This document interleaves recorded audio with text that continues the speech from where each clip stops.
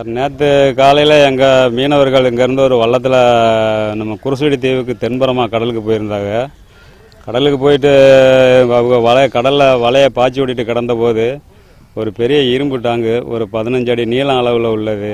அது மிதந்து வந்து அவர்களுடைய வலையில் சுற்றி அதை பின்னி இவர் வலையை அதிலேருந்து தட்டி எடுக்க முடியாத அளவுக்கு எல்லாமே ஒன்றா இதாகி போயிடுச்சு. அவங்க வேறு வழி இல்லாமல் என்ன பண்ணுறாங்க, எல்லாத்தையும் சேர்த்து கட்டி இழுத்துக்கிட்டே கரையை கொண்டு வந்து சேர்த்துட்டாங்க. கரையை வலையில் பூரா தனியாக பிரித்து எடுத்துகிட்டு அதை பார்த்தபோது உருண்டையாக ஒரு 15 அடி நீளத்தில் இருக்குது இரும்பு டாங்கு.